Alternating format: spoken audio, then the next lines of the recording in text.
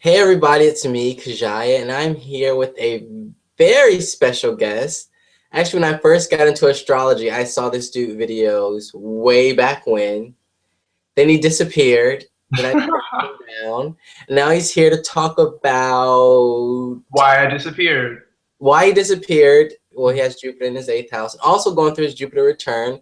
And that's basically the basis of our conversation. Yes, Hey, absolutely. what's up? Tell everyone your sun, moon, and rising sign, and where have you been for those that know you, and what you do on your YouTube channel. I know that's a lot, but just go with it. Okay. Hi, everybody. I'm Swami, Sun, Moon, Rising. Okay, I'm a Scorpio Sun. The first one I had up here, The first what? Scorpio. I've talked with. Yes. Oh, great. I'm very honored. Yeah, Scorpio Sun, Aquarius Moon, and my rising sign is Sagittarius. He has a stellium in the 11th house. A lot of Scorpio in his A chart. lot of Scorpio. I am, at least with the because I got into the asteroids. With the major planets, I have 4 planets in Scorpio. So that's of course not including the random asteroids because that could go on and on and on. But yeah, the Sun, Mercury, Venus, Pluto in Scorpio in the 11th house. So a lot of Scorpio energy, a lot of Aquarian energy with my Aquarius moon and the 11th house energy. And I have Uranus in the first house too. It's not like really close to my ascendant, but Uranus is in the first house. Yeah, interesting. Yeah, so what do I do? Okay, so you saw me on my old channel, the old channel. Mhm. And that was me exploring astrology and kind of keeping track with each transit, each full moon, and each solar transit. You know, Gemini season, Scorpio season, Leo season, and then yeah, I fell off. I don't know why I fell off. I guess there's so many people who do what I was doing. Not that I started it, but there were so many people. I guess what I wanted to find myself in the context of astrology and kind of carve my own lane by taking a step back and seeing what I could do differently, what I could offer differently. So the goal for now with my new channel, which I have not been updating as frequently as the last one, but you know, I'm not a flash in the pan. I'm I'm not. My intention is to be here for a while. So I take my time. I could move a little quicker, but I take my time. And yeah, my intention now is to expand and explore like all metaphysics. So astrology, numerology. Uh, I I thought you started were off mostly this doing current channel. signs, What'd you like say? signs and symbols. Yeah, stars and symbols, hashtag stars and symbols. So like everything, but kind of like what I started on this new channel, Shady Sun. So youtube.com/one Shady Sun. Um, I'm exploring basic shapes, so like the building blocks of symbolism, and then I want to build from there. So that's where I am now, and who knows where I will be tomorrow. Tomorrow is the Gemini new moon, and things change really quickly. I don't know. Whatever, playing blame it on the planets. Look at him. Of But course. but we're gonna talk about his Jupiter in the eighth house. He's also having his Jupiter return in Leo. So how's that been going? It's been interesting. So I was really excited for it. That was like back what like last August it started or what, Last July, July, yeah. July. So Mhm. I was excited for it. I was ready for it. I guess the biggest thing that has happened during my Jupiter return is moved. I moved from the East Coast, New Jersey, to the West Coast, California. So Jupiter's travel, one of the Jupiterian themes is travel, long distance journey. So I've been on a journey. I've been out here for 6 months, and of Hanging in course, there. would you say? So you've been hanging in there? I've been hanging in there. I've been learning another Jupiter theme. I've been learning. It's a whole new way of life, paying bills for the first time, and the Yeah, yeah, all that stuff. It's been a journey. Fun, ain't it fun? It's fun. Yeah, you know, I understand the car situation. Whatever car I used to have is not out here, so long bus rides. It's okay. It's all for a reason. No, I don't want to hear that. So you ready to start this conversation? Look, He didn't want it to be an interview. He told me, I forgot what he said, but he said something real snooty. I get that a lot. Really? Yeah. Well, not a lot. It all started in. Do you know what Head Start is? Like school Head Start? Mm-hmm. Is that like okay? So I was in Head Start. I was 5 years old. So for people who don't know what Head Start is, it's like I don't know what it is. It's like Like preschool. It's like preschool for poor people. it's like daycare. Okay. Yeah, I was in that, and they had student of the month. So I was student of the month. I might have been the first one. Listen to him talk about himself. Just go ahead. Yes. Student of the month. Supposedly, from what my mother told me, I was getting complaints because I was getting carried away with student of the month. I was a little arrogant, I guess they told me. I don't know. Yeah. So and then occasionally, I think it's like I have a weird demeanor. Like I have a really, and I'm gonna say cool, but not cool. Like oh, I'm really cool, but like I have a cool. I'm kind of maybe not that expressive sometimes. I don't know what it is. But Detached, baby. Did you call me Ashley baby? I said detached. Oh, yes. You need a nap? You need to go. I might, probably. Yeah, detached. I come off weird to people. So even last night, I was at LA Pride, and I think meeting a couple people through a friend, and I think a few of them thought I was being shady, and this is just how I am. Yeah, I get the snooty every now and then, but I also get friendly. I was voted friendliest in 8th grade. Mm. I think it's because I smile a lot. I'm not that friendly. All right, so with Jupiter being the great benefic in astrology, and it's in your 8th house, do you feel like you've like escaped some of those horrors of the 8th house? All the time. Those legendary horrors that people talk about. Every day. I do. I will think of an example in a second, but I want to start by saying I think it's all attitude. I think for example, I don't know if this is a horror story or just horrific in life, but like getting pulled over by the police. I have a whole attitude about that, or I have a whole attitude about uh, getting in trouble or things like that. I don't believe that I will get in trouble. I don't believe that what I'm doing is going to warrant that type of attention. And I don't know. I think strongly about the attitude. I think your attitude and how you approach certain things, no matter what you're doing, has a lot to do with the consequences, if there are going to be consequences. And the way I go about certain things is that it might sound snooty. I'm above being reprimanded, or I'm above getting caught up in these situations. And usually that's how it plays out. I think a lot of people who know me would consider me pretty lucky, a lucky person. I had a friend tell me before, like, "Oh, what problems do you have? Oh yeah, you have such a hard life."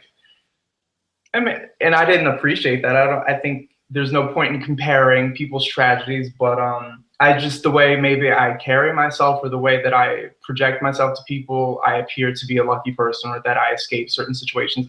I go through things. Everybody goes through things, but I do think attitude has a lot to do with it, and it determines like the situations you attract into your life, I believe.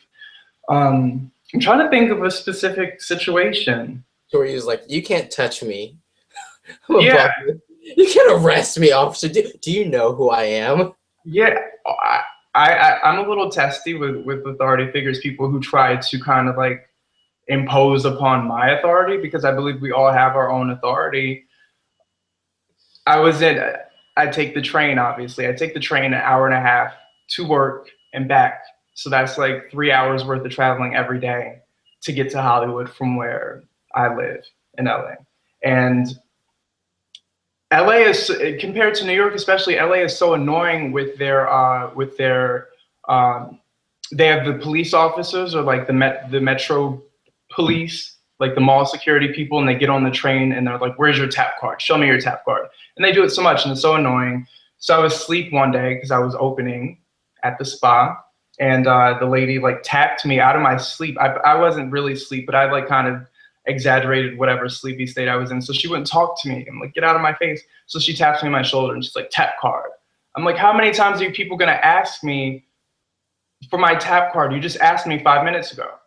So she's like, "I'm gonna ask you as many times as I want to ask you."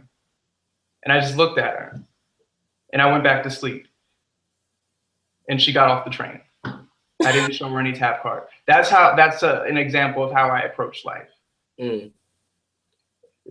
It works out in interesting ways. Okay. They don't always get off the train. Do what you gotta do, bro. All right, so the eighth house is the house of other people's money and resources. In your life, have you ever found yourself in situations or just constantly relying on other people's support or resources and things like that? I think I'm blessed. With the full house in the, especially with all those planets in the 11th house. So you mean because those planets are in Scorpio, or because of 11th house qualities? Both. I think, okay, so I think I'm blessed. I'll say that. And I'm really grateful that I have been supported in certain ways. And I think it goes back to what I was saying about people looking at me as unfortunate or seeing me as somebody who like catches lucky breaks. I was raised in a supportive environment, you know, relatively single parent household, but mom took care of what she had to take care of. I'd never wanted for anything. I actually had more than I needed. If I ever wanted anything, any luxury, any video game, any toy, any this, any that, I pretty much got it. I mean, I wasn't, I didn't ask for so much, but you know, and I don't think I was spoiled, but I got what I wanted, and then some. And then some.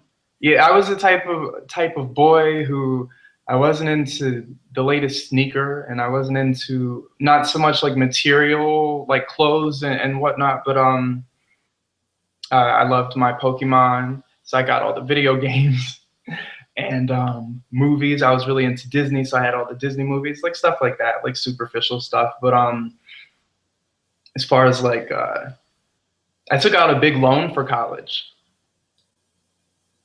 Huge loan. Yeah. Took out a huge loan so that, you know, I relied on that. It wasn't in my name. Some of the loans were in my name. But yeah, stuff like that, I guess, I could go overboard with stuff. Like looking back, I'm like, wow, I really signed up for that, and not even maybe realizing the implications, like the debt of it all. Mm-hmm. But I don't feel like I rely on other people's stuff. I feel like I mean, at least now that I'm an adult and I'm learning to pay my own way, I guess I know how to use other people's resources, and sometimes I'm blessed with them, but I feel like I'm able to use them as I need to, but then not become dependent on them, or you know, I can survive without other people's stuff if I have to. Okay. So what did you study in college, and does that relate to anything in the eighth house, like psychology, or, you know, I studied theater performance and playwriting. That's great. And I actually wanted to pick up a minor in drama therapy, speaking of psychology, because I think that's what drew me and draws me to theater and performance, and, you know, taking on a role is the psychology of it. So now with astrology, and when I approach writing or developing characters, I'm able to use astrology and like the whole psychology that goes into a character and kind of like approach it that way. But I guess maybe acting could be eighth house in a way, because it's dealing with other people's stuff. So of course, as an actor, you take on people's baggage and you take on just stuff that doesn't belong to you, that has nothing to do with you in a way, or it could have something to do with you, but usually it doesn't. And it's foreign. So Jupiter is foreign and rules foreign relations. So yeah. And as far as like playwriting goes, Jupiter could be broadcasting. So taking, something I write and sharing it in a way that reaches far and wide. Okay. So I guess, yeah, kind of. So your psychological nature, how do you I'm a deal? psychic, yes, thank you. How'd you know? I'm just that damn good. Well, you must be a psychic too. In some circles, but Okay. Okay, I'm sorry. Would you say psychological you're nature? psychological. Psychotic? I'm sorry. I just woke up from a nap like 30 minutes ago. I was Oh, sleep texting you, by the way. oh, okay. Thank you. So your psychological nature, how do you deal with stress? Like I describe don't. your psychological nature. I don't get stressed. Yeah.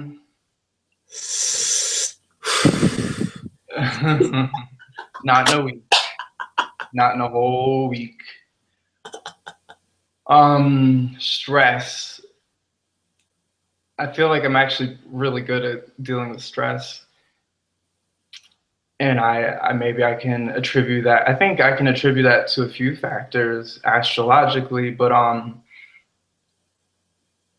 pretty cool under stress. I'm like just a chill, outwardly chill individual in general, outwardly. And um Emphasized outwardly, by the way. yeah, and appearance is everything. So I mean, when it comes to stress, I think I'm kind of like a logical person. When I feel like I feel a stressful situation come on, so I'm always trying to assess, okay, this is supposed to be stressful, but how can I rationalize this, or how can I, well, at this point in my life, and maybe for a while, but consciously at this point in my life, looking at, kind of trying to look at the whole picture and saying, okay, so this kind of sucks right now, or it's supposed to suck, as people are looking at me like, why doesn't this suck for you? So it's supposed to suck, but there's a reason for everything, I believe. So even moving out here to LA, and like I said, paying bills for the first time and doing X, Y, and Z, there was moments, the past couple months where money was foreign to me, money was a stranger, or I was like, how am I going to, A distant cousin. a distant cousin, a step cousin. Uh, yeah, yeah, just that, for example, like financial difficulties, trying to find my financial footing.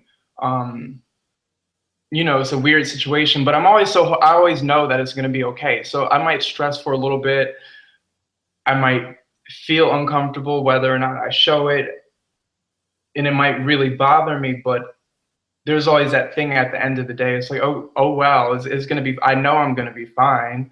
So, You always I might have, light at the end of the tunnel. oh yeah. And I might have a day where I just need to process everything and to not be bothered, and to just maybe, perhaps, could be. But yeah, then the next day I'm like back to business. I'm like, okay, whatever. How much time am I gonna sit there and be like, ooh, it's gonna be fine? And it always is fine. So again, that's my attitude in life, and things, I haven't been proven wrong yet. All right, so what does the word possession mean to you? Like Oh define. God, I just texted somebody today and said, I'm gonna read it verbatim actually, because it was about possession, and I had to send a text because sometimes people don't get hints, and I'm kind of like a hint person. Um, So an indirect person. maybe, and it's because Maybe it has something to do with me being voted friendliest. I have a way of like, I You think a lot will of things never are forget mean. that, will you?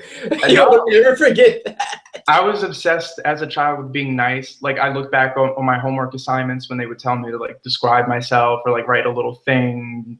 I don't know why we're always writing things about ourselves, but yeah, everything I would be like, yeah, my name is this, I do that, and I am nice, and I was always nice. So like I have this thing where I feel like certain things are mean, so I don't like to say things. So I try to say everything but and hope you get the point.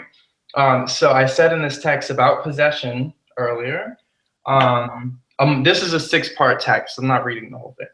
Or should I read the whole thing? Just get the main points, man. Okay, fine. What did I say? I said, I grow distant when I feel like someone's trying to possess me. And that's how I feel with you many times.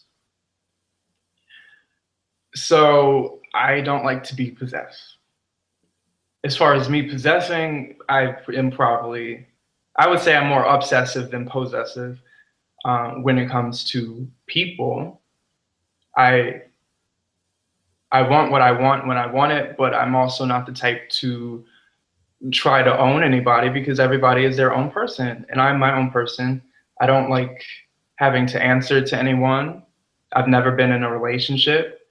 I am not really the type of person to want to be involved with the same person every day, consistently, regularly, scheduled. No. Yeah, it just kind of irritates me. And I was thinking today, will I ever be in a relationship? I don't know because there's just so many options. There's so many places to go, people to see, things to explore. I don't have time to be possessed Okay. unless it's by a spirit, unless it's by an ancestor. I will be possessed because I trust that my ancestors are going to guide me in the best direction. Okay. Moving on. All right, so when it comes to like a deeper understanding of things like religion, spirituality, or the occult, do you find yourself rejuvenated by that, or like do those experience? Crap, I lost my footing. Wait, let me remember the question. Do you find yourself regenerated by a deeper understanding of spirituality and the occult or mysticism? Yes. Yeah, when I first I was introduced to astrology at an early age. I mean, I always knew I was a Scorpio. I remember being like 4 and my mom telling me I was a Scorpio. She didn't know what that meant. Like she didn't even know what her sign meant. She's an Aquarius because I'm like telling her now, so she doesn't know. But I was introduced, and then when I was 11, my uncle moved in with us, and he's kind of, if you ask him, he got me into everything that I'm into. Let him tell the story. But he had one of those astrology books that everybody has, like the one, like the only astrology book you'll ever need. So he shared that with me and just like turned to the Scorpio section, and he was like, "Scorpios are sexual," and that's what he told me. At So 4? no, when I was 11. Oh, right. So what kind of fucking question? Who says that? I don't Moving know. on. Go You know ahead. how people always have like one thing that they know about a sign, and they kind of just like, yeah. So that was his thing, and That I think Leos just are arrogant. I hate that one. that Leo, yeah, exactly, one of those things. So that was kind of what he like focused on. And I was like, oh, that's cool. I'm like the sex sign, but I didn't really get into astrology like how I am now until summer 2010 after my freshman year of college. And I would say just that in itself and the exploration and the journey I've been on since then has been rejuvenating because it helps me to put things into perspective. Again, I'm always looking for the meaning and, this is happening, but it's happening for I trust that it's happening for a reason. So how can I just use the situation, no matter if it's bad or good? I don't believe in bad or good, but to get me to where I need to be, it's just a stepping stone. It's a lesson. So astrology provides, and metaphysics in general do provide a sort of rejuvenation for me when I do feel not my best. So yeah, definitely, and yeah, it's a beautiful thing. I'm grateful for it. All right, this is something I like to ask in all my interviews, well, conversations with you. Yes, What's yes. your view on sex and sexuality? It's really interesting. Um, because a part of me wants to be like a porn star or like a sex artist, like a performance sex artist, like a part of me, because I think I'm a sexual person. I think everybody's a sexual person, or else we wouldn't be here. And but then the other part of me is like maybe a little prude. Yeah, and it's a really weird dichotomy because at times I'm like so okay with my sexuality, and at other times I'm like kind of shy, or I'm kind of I Like, oh my experience. God, no. Yeah, and even like verbalizing and communicating sexual matters. I mean, not with like friends, but like family. I'm kind of a prude. Um, Kind of like, oh, why are you saying that? Like my mom posted a picture on Facebook yesterday. Like she's one of the older people on Facebook who shares just pictures all day that she saw on somebody else's Facebook. And it said something like, I just want a life where I can uh, I don't want a relationship. I want a best friend who I can sleep with and make love to and tell my secrets to. And I was like, why are you posting that? I know she didn't make it. She was just sharing it, but I'm like, don't post that, Mom. I don't want to see you in that context. So yeah, it's just a weird, it's a complex situation. But the goal for me is to totally celebrate sex and to liberate myself from whatever inhibitions or guilt or shame or sexual complexes. Because I think it's a beautiful thing and I'm so fascinated by it. Maybe I will be a porn star. I don't know. Maybe I'll be a sex artist. I would like to do that. Okay. Stay tuned. So what way has the eighth house theme played out in your life pertaining to Jupiter? I mean, as it pertains to Jupiter. Like, what way has that played out in your life or in your childhood? Um, well, as I mentioned, I was raised in a single parent household. So, you know, the eighth house, they say if Libra or the seventh house, excuse me, is the like the relationship or the dating phase or like the getting to know you phase, the eighth house would be the like merging of resources and like really getting down to business and the good, the bad, and the ugly as far as that. So obviously, well, maybe not obviously, but my parents were never together. I was an accident baby, if you want to call it that. I was a birthday gift. Um, but yeah, it was never like a thing where they were intending to live happily ever after. So almost like a separation. If I'm comparing the eighth house to a separation, I guess, or just like the loss of you merge and then you lose whatever you merged. So I was born into that. Um, so yeah, I think I have a different way of viewing life than a lot of people who were maybe raised in more traditional settings. Um, you know, sharing resources was always a theme, or not sharing resources, or having to power struggles, uh, because two parents trying to raise you who don't live together and sometimes who don't get along, but sometimes they do. Eighth house, Jupiter.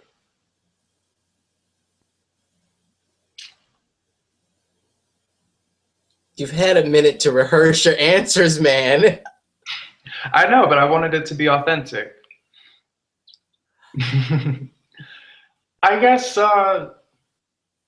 yeah, I guess the course of my life as it's gone has taught me that there's always an answer in the darkness. And no matter what situations I've been in, I've been able to just going to those dark places and allowing myself to go to those dark places because no matter how I do come off, I do experience my emotions intensely, and I take things really personally, which could be the Jupiter and Leo in the eighth house. I'm offended easily. My feelings are hurt by things that probably weren't intended to hurt. But you know, I go to those places, and depending on what the situation is, I'll stay in that dark place for different periods of time. But I always come back. Um, I always come back. You know, exploring my sexuality in high school, um, and the question of, you know, am I straight? Am I gay? Am I this? Am I that? Am I confused? Um, was an interesting situation in high school, and having that talk with my mom and my parents in high school, it was quite a situation. I know I came to the next day, or that was a weekend, so the next day, um, Monday, going to school, I'm usually smiling, I'm friendly, I'm this and that. Immediately everybody's like, what's wrong with you? What's wrong? I couldn't eat. It just was a complete, like, a death. But then I came back. I came back better than ever. And that's the theme. I always come back. But, you know, I'm allowing myself, not that I have a choice, but allowing myself to go to those places because I know it's just going to make me like a much richer person, and I can provide the people who are around me with a richer experience by just, you know, sharing whatever I have to share. And then learning how to, I guess, too, you know, these traumatic situations that we all go through. Middle school was horrible, hated it. I wasn't like the other boys. I was fat. It just wasn't cool. It was a horrible experience. But now I'm able to look back on situations and laugh, and also look back at people and look at them now, and just know that patience is a virtue and that things get better. I get better, not better than anybody, but a better version of myself. And just, yeah, letting that guide me. So it's like any situation that I find myself in, it's like, okay, it's fine, because I've been through these tough periods, and I'm here today right now. I'm healthy, I'm happy, I'm aspiring to be happier all the time.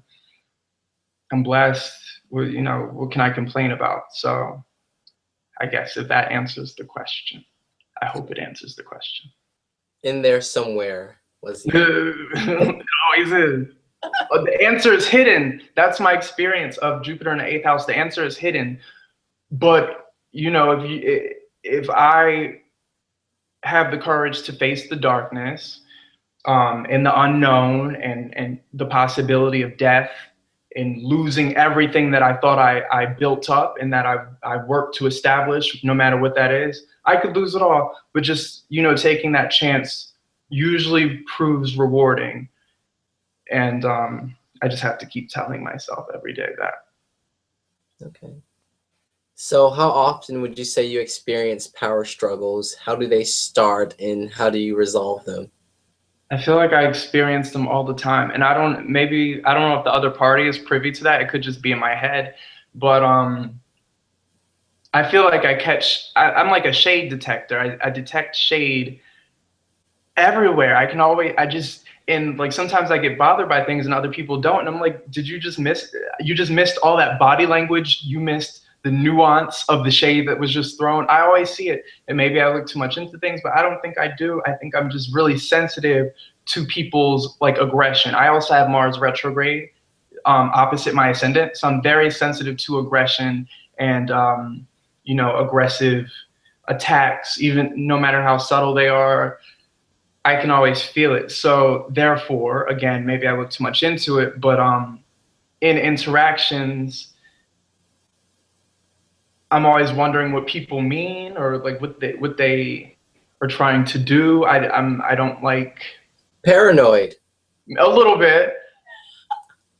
Maybe it's like I don't want anybody to, and they say the thing with, this isn't Jupiter in the 8th house, but they say with Mars opposite the ascendant, it's like a constant thing with the person, where they feel like they have to prove themselves against like challenges and opposition, because Mars is so far removed from what I think of as my personality. It's like so foreign to me. So I'm always like trying to prove that I am Marshall. I am Mars. So in order to do that, I have to attract these people who are going to test me. And I do attract really like over the top, maybe not over the top, but like really strong personalities I tend to attract, or either really weak people who I'm like, I get over them really quickly. But yeah, so I often feel provoked by people. I feel easily provoked. And it's always in a really in subtle ways that I deal with it. Because you know, you got to play things cool, I guess. But yeah, I think any Scorpio, and I guess anybody with Jupiter in the eighth house, Jupiter is going to expand all that like paranoia and the control and the power. I want to be in power. I don't want to be controlled. Um, like I live in LA, I live with family, and I still rent out a room. And some people are like, why are you paying to live with family? But I would not want to pay to live with family, because that reminds me of like growing up in my house as a child and feeling powerless because I didn't contribute anything. I didn't pay the bills. I lived under my roof, but it's somebody else's roof. I don't like feeling powerless. I don't like feeling at the mercy of someone else. And maybe I forgo some relationships or some opportunities or just certain things that would be beneficial. But if I feel like my freedom is being compromised and that somebody else can call the shots because they have something over me, that's something that I don't fuck with, and I don't like that. So yeah, power struggles very often. And also, like I said, I like to test authority. People who think that I don't believe in anybody else's authority over me. Your own. Me. What did you say? I said, but your own. Yeah, when it comes to me and like also a one life path. So what I'm meant to develop in this life that would suggest is to stand on my own 2 feet and to call the shots, to be the boss. And that's where I'm going, because I can't live any other way. You know, we all do what we have to do in the meantime, but I can't live under somebody else's jurisdiction, I guess would be the word. I have to be sovereign. So until then, yeah, power struggles abound. What can you do? Okay. Do you rise above jealousy, or are your envious tendencies blown out of proportion? I can be a jealous person. Scorpio, green eye, damn evil eye. Green is my favorite color. Yeah, I can be jealous when I feel like, say if I like somebody and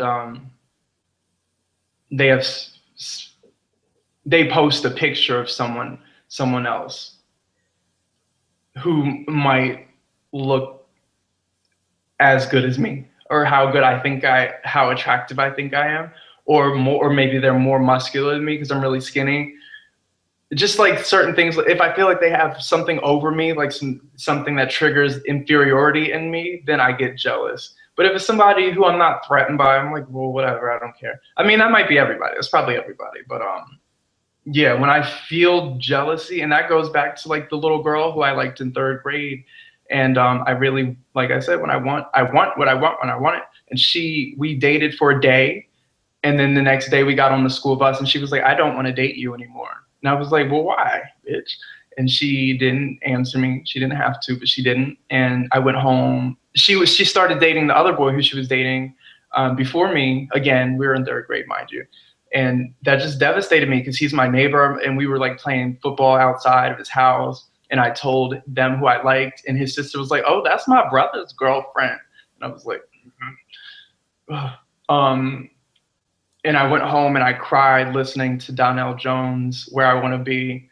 Yeah, those things really bother me. I think it's more so I'm not a fan of not getting what I want. And I mean, that's like common sense, I guess, but I really learned that at the start of my Jupiter return this past summer, because there was a guy I was really interested in who was married to a man. well, actually, everybody was married last summer, and yeah, it was just really awkward because it wasn't I wasn't getting what I wanted, and other people were getting what I wanted, and it just wasn't cool. So that makes me jealous, and I just have to live through the jealousy until I come out on the other side, and I finally like think I'm over it, and then I'll see a picture like a year later, and I get jealous all over again. Yeah. So I'm not as like rise abovey as I would like to be, especially as an Aquarius moon. And that's the struggle. I'm born on a half moon. My sun is square my moon, Scorpio square Aquarius. So I want to be, on one hand, like above all those petty emotions, but on the other hand, I feel every single little petty emotion. And then my Sagittarius rising is just like, what's going on? Yeah, it's a weird yeah, and I get jealous. Beyonce's Jealous on her album was like one of my least favorite songs. But then like one day I listened to it and I was like, oh yes. And I just loved it. So Rocket off that album is my least favorite song. The song sucks. And the song with Frank Ocean. But anyway, yeah, jealousy. What is your experience of death, and in what way has it transformed your life and your perspective?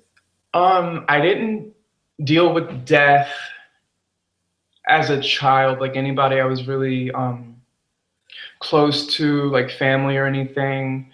I think I went to my first funeral. I was about probably 8, and she was like a distant cousin or like a great aunt or something, who I didn't know until she died. So I mean, it's the truth. So I wasn't like Like, nice to meet you. Well, yeah. yeah, exactly. See you on the other side. But thank you also genuinely for the experience, because that was my first funeral, and that's a rite of passage, I think, in whatever way. I don't know, but I'm sure it is. And but my first intimate experience with death was my freshman year of college. A lot of stuff happened that year. My grandmother, who's obviously somebody who is closer to home, however you want to say it, she was struck by what we think is a drunk driver. I was home for spring break from New York, and my mom got a call that night. I make a playlist every month starting September of my freshman year of college, just as a kind of like a way for me to relieve my OCD and to arrange something that I feel like has good transitions and fits neatly. And also to document my college experience with music, whatever. So I was making my April playlist. It was March 31st. So it was almost midnight, and I'm kind of a procrastinator. So I was making my playlist. My mom got a call from I think my cousin's mother, who was the baby's mother of my mom's. That was just really confused. She got a call from somebody and was like, "You need to come to the hospital right now. My son's in the hospital." Who's my mom's nephew, my little cousin. And we didn't know what was going on. She didn't say on the phone what was happening. She couldn't say. So my mom's really confused. We all thought it was weird. She asked me if I wanted to come to the hospital. I thought it was weird. I didn't know what was going on. So I said, no, I'm going to stay home. I don't really like to be caught off guard. It just sounded really weird. And I was making my playlist, and it was weird. So she went, and I was home alone. I think my sister called me probably 30 minutes to an hour later and said, Grandma died in a car accident. And my little cousin was in the car with her in the backseat. He survived. But my grandmother and my uncle's girlfriend at the time, they were coming from seeing him in like a halfway house or something. So yeah, they both died in the front seat. My cousin survived. So yeah, they were hit head on, or either they swerved to avoid the car and they hit a tree. And that was my first experience of death in that way, in such an intimate way. And it showed me that the way I guess I process the process of grieving or loss is different I mean, of course, I cried at the funeral, as you know, I felt it at the funeral. But I don't I don't know if I see death differently, or if I just maybe am uncomfortable with going there sometimes. But obviously my mom took it really hard. That was her mother, but yeah, all the emotions were just really foreign to me and sometimes uncomfortable to me. And again, I don't know if it's because I have just a different way of looking. I try to look at it as though that's just the way it played out. As unfortunate, as sad as it was, that's the way that it had to be for whatever reason to impact our lives. I don't know. So, and then sometimes I felt like I wonder if I'm judged for the way that I grieve, because I'm not as like emotionally expressive as other people, other family members, or just people in general would be. Like I grieve, and I have obviously moments where I'm like, oh wow, my grandmother is really gone. Um, but yeah, I definitely grieved differently than everybody else in the family grieved. And who knows? I guess I'll see, you know, as I experience the inevitable part of life, which is death, more with different people who I'm related to. But yeah, I don't know. Okay. Well, sorry to hear that. But because Jupiter relates to travel, in your travels in life, have you ever found yourself in really shady or sticky situations? Abroad or like traveling. Overall, just being away from home.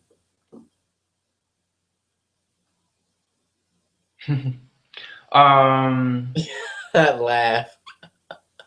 I'm sure I have. I know when I went to Atlanta my junior year of college on a leadership retreat. What? Never ever go to Atlanta. For what? Why? Just finish talking. Finish talking. Hopefully, So, after your story, I'll tell you why. okay. Or I'll say to see that's why. Okay. So I went to Atlanta, and it was on a leadership retreat, so it was like school oriented because I was the president of our Black and Latino club. So I went, and the first thing I wanted to do was find something to smoke on, because I'm like, well, obviously I can't bring anything on the plane. So yeah, that was when I want something, I want it. So I was single minded and like, okay, I'm gonna find something. I'm very determined. So I'm like, I know I'm gonna find something. Like it's a big city, somebody knows where it is. And like I was with a bunch of girls who probably were like, he's crazy, he's gonna get us in trouble. They were like not in my club, they were in different clubs, but we all like bonded on the trip. So we went to like a Jamaican tourist shop, like where they sold gift Jamaican stuff for some reason. So I was like, this guy knows. He knows. Or maybe it wasn't a Jamaican shop. Maybe it was just like a shop with a Jamaican store owner. Either one, he was Jamaican. And I was You like, were sir, profiling. I was like, sir, you know what it is. You got that fire, son. Where can I find it? And he's like, and he pulled it from the counter, from under the counter. So that was a shady situation. Again, I didn't get in trouble for it or anything. I was gonna bring it on the plane on the way back because he gave me so much and he discounted me. We couldn't smoke it all. I got the girls to join me. I was like, please help me. And I was gonna bring it on Please the help me plane. get rid of all of this. Yeah, because I don't like to waste money. So I Wow. I was gonna bring it on the plane. And Help me get rid I of this always like to evidence. see what? You gotta help me get rid of this evidence. Come on, please help me Yeah, smoke. help me get my money's worth and like not throw this away. It's like throwing away food. You can't do that. So yeah, so I wanted to bring it on the plane. On the way, I didn't end up doing it. The girls really looked at me like I was crazy. They were like, don't do that. But I have a thing where I like to see how far I can go and to see things that people would say I'm supposed to get in trouble for. I like to see what I can do just to test it for myself, because I don't believe it until it happens, kind of. And hopefully it doesn't happen. But so that was one situation, I guess. I'm trying to think where else I've been on vacation as an adult that I could get in trouble.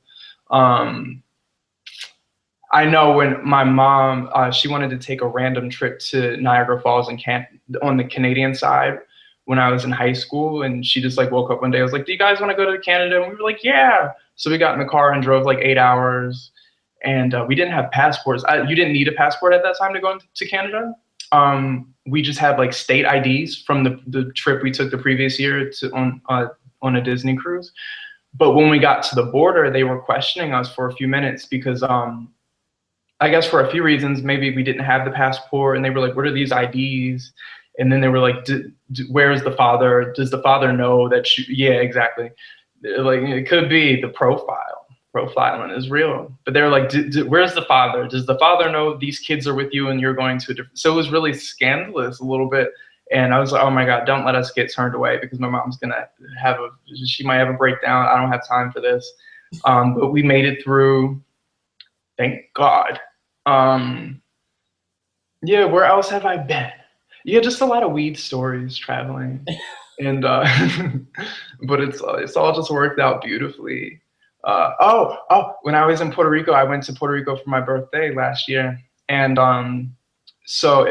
what night was it? Was it the first night? I think it was the first night we were there, because we got there the day before my birthday. I'm October 26th. We arrived there October 25th, and we were staying with a vegan chef. We didn't stay at a resort or anything. We weren't in San Juan. That for most of the trip, we were like in the country somewhere. So I'm bored. I think I must have took a nap once we got off the plane. I woke up. I was like, okay, it's like about to be midnight. It's about to be my birthday. I want to do something. My friend who I went with was asleep. Now I can't wait around. So I was like, I have to just go out. So I walked down the street to this little square in the middle of the town. It's a small town. And I just sit there. I might have found something to smoke. I think, yeah. Oh, well, I'm getting to that. Okay. So I end up sitting across from this like corner store bodega type situation, and they're partying because it's the store owner's birthday, like mine. So they're like, "Oh, it's my dad's birthday. You should come and party with us." So I was sitting on the bench across from the store, and then like the accent. Dude, thank you. So these two, I'm sitting alone as I do so often, and these two, what I'm going to presume to be like crackheads after the fact, me looking back, because I just get into weird situations, and I'm like, oh, but yeah, I think they were probably strung out, like war veterans too, just like in some sort of. It just reminded me of being back home when I would see like the winos in the park and whatever else they were like doing, whatever else. But yeah, I just sat there. I talked to them. They got very personal with me. They told me, as they always do. Yeah, always, right?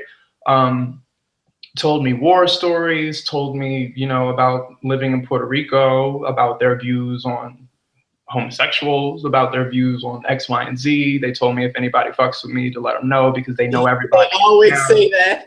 Yeah, so I'm like, they were like, yeah, if anybody messaged you, come call me. I'm like, basically, I'm like, well, why would anybody mess with me? And they're like, yeah, we basically insinuating that they are known and that they have been in some altercations. And I'm like, just sitting there like, am I about to be killed? And I have a lot of moments where I ask myself that, just because I'll talk to a lot of people. I am a judgy person to an extent, but I'm also an open person. So I'll listen, I'll sit and talk. I'm all about the experience and gaining a new perspective, or just having an interesting story to tell. And that was an interesting story. The man wanted to smoke. I think I asked him, where could I find some smoke? And he's like, oh, I got you. He was like, just give me some money. So I was like, okay, so I could give this man some money. He might be homeless, and he may or may not bring my money back, or so I gave it to him. I'm like, okay, whatever, it's my birthday. Here, I'm trusting you. I didn't see him for a really long time, but he came back, and he came back with the goods. And it was cool. It was fine. I stayed out with them talking. They brought me into my birthday. And I honestly think if I didn't spend my birthday, I don't even like to use the word spend. I think if I didn't invest my money in planning that trip to celebrate my solo return in that place, I wouldn't be in LA right now. It totally changed my whole perspective. I've never been so like present from moment to moment as I was for that trip. but yeah, that was an interesting story, and it just reaffirms the fact that, you know, a certain degree of trust is necessary to live a certain type of lifestyle. Even this isn't me traveling, but I was on I got off the bus about a month ago because there was a roach on the bus and it was crawling up this man's leg, and I didn't know if I should tell him. I had to just get off the bus because when I was looking at it crawl up his leg, I thought there was one crawling up my leg. I just got off the bus early and took a different route. But this guy in a wheelchair also got off the bus at the same time I did, and he asked me to push him home in his wheelchair, and I was like, okay, well, what do you normally do? Sure, why not? Yeah, that's kind of just what I say to everything. So I'm like, okay. So I pushed him home. He said it was just like a block or two. It was like 5 blocks or 6 blocks. The wheelchair was heavy. I've never pushed a wheelchair. I also thought he was going to kill me. He was like, yeah, my cousin's waiting for me at home. It's just a couple more blocks. And he kept saying it's just a couple more blocks. I'm like, oh my, I was like really close to saying, sir, you have to push yourself. You have to, I can't keep doing this. So we finally got to the apartment. And that was it. He was so grateful. He was like, have a blessed day, sir. Like, you're amazing. Thank you. I'm like, no, well, it's no problem. But yeah, I find myself not killing weird. Huh? You said, yeah, thanks for not killing me. Basically, yeah, thank you. It could have gone either way. But so for some reason, I'm so drawn to those instances where life could go either way. I don't know. It just brings out something in me that excites me and scares me and thrills me. But then once I get to the other side, it's like a really good feeling about life. Okay. So what has been your biggest life lesson with Jupiter in your 8th house, or the biggest theme that has, you know, been continuous in your life pertaining to this planetary placement? I would have to say that it's okay to die. It's okay to die. It doesn't have to, and it's okay if it is a big tragedy.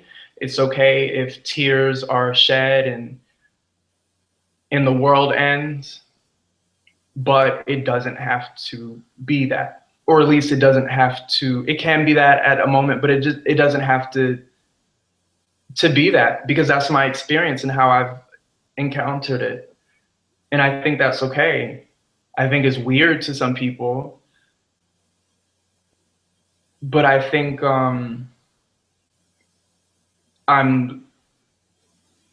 death can be a beautiful thing. And I think maybe that's what I want to explore in whatever I do is just presenting new context for old issues. It doesn't always have to be what it's expected to be. It's okay. We're all gonna die. But then like we kind of come back again in different ways, So what's next? Why is it a bad thing? Why is it a bad thing?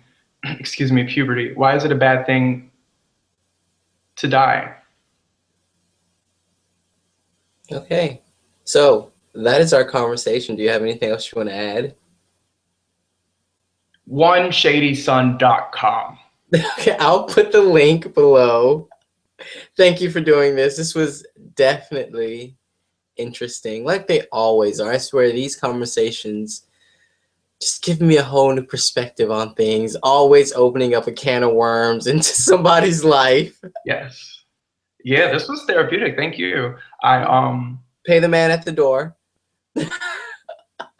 Does he take credit? Yeah, no checks, please. No checks. Does he take promises and smiles? The Dumb and Dumber IOU. Look, but no, seriously, thank you. I'm glad you gave me the opportunity to be so open, and because I'm pretty open, like I said, for a Scorpio, but then sometimes I'm not at the same time, or I find ways to be open without really being open. But you asked those questions that put me out there, so I appreciate it. It was fun, and he'll mess me in a few days saying, "Take that down." Just ignore me. Just block me if I say that. But no, I look forward to watching more from you.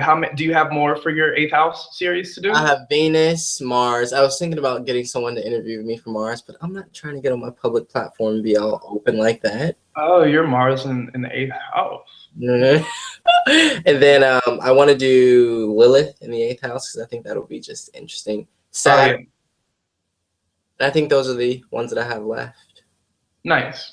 That's Well, I nice. look forward to watching more of them, and it's been an absolute honor and an ultimate pleasure Keep to going. share this with you. Well, thank you, and thank you everyone for watching. Again, I'm going to put the link to his channel below. So what's next for you with videos and concepts and ideas? And when is the next video coming out? I don't know.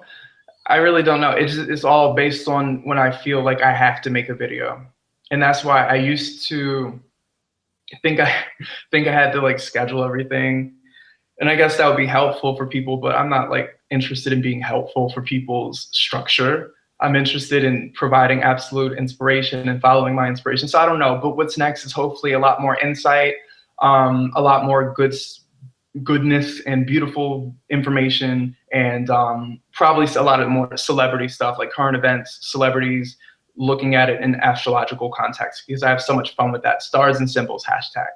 I can't believe you did Nene Leakes chart. I was like, of all the people. She's a fellow Venus and Scorpio. What can I do? Yeah. Okay. I'm really just fascinated by the divas of the world. Okay.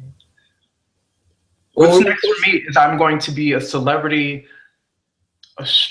astrological, metaphysical symbologist, and help in that order. In that order, period. Hashtag exclamation point. Get these girls together on a subtle level because they need it. And I know I have an idea of who it is, and I will make that happen for the new moon tomorrow. But it came to me in a dream. Stay tuned. Okay. Well, thank you again for watching, and we are signing off now.